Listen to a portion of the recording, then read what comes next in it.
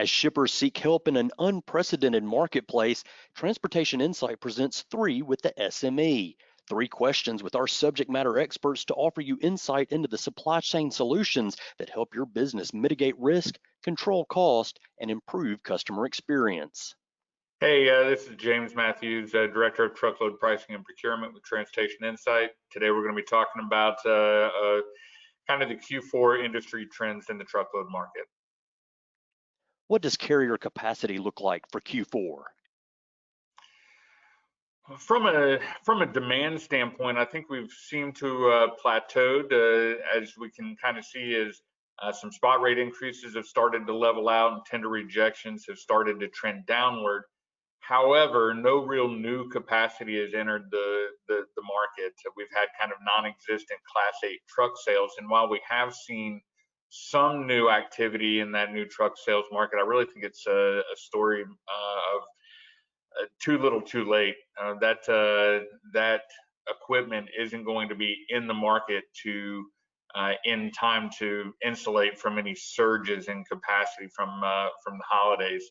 And let's not forget, some older equipment is also going to be leaving the market as we go. So I would plan on there still being pockets of capacity constraints throughout Q4. Midwest, parts of the Southern California has definitely been an anomaly on its own, and then even the Pac Northwest as we roll into Christmas tree season. So I would plan on pockets of capacity constraints to continue throughout Q4. Should shippers consider an RFQ right now? That's a great question. And first of all, I'm not a big fan of what is traditionally considered a RFQ season. I don't think it shows a lot of commitment to your carrier partners. But with this market imbalance, I truly believe a more strategic or targeted approach to procurement is going to yield the best results. Lane specific, carrier specific, market specific, with more of a laser focus on your need areas or lanes that are at the highest premium to market trends. I think you can maintain that capacity while also mitigating some cost increases. Now, of course, if there's been major changes within your supply chain, either through mergers and acquisitions or just simple expansion, it may be necessary to introduce kind of who you are now on the whole to the carrier community. And the easiest way of doing that sometimes is via an RFQ. How can shippers be good partners without simply agreeing to every rate hike?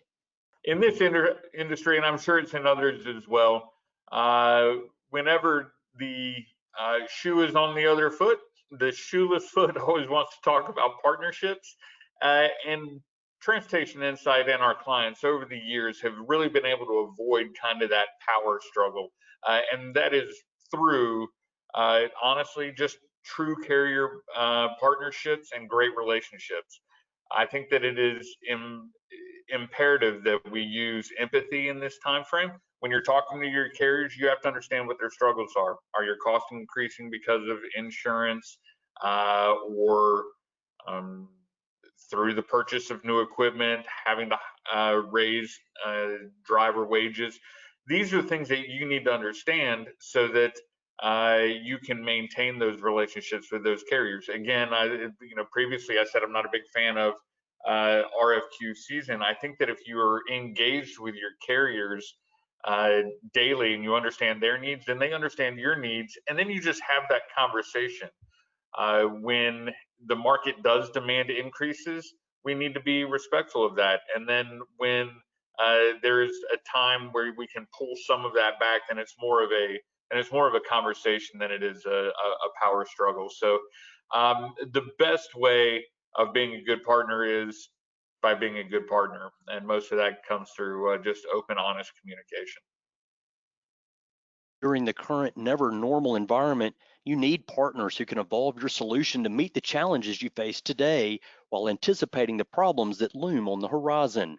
Whether your organization is large or small, we have a solution for you. To learn more about Transportation Insight supply chain strategies, visit us online at transportationinsight.com or join us for our next digital event.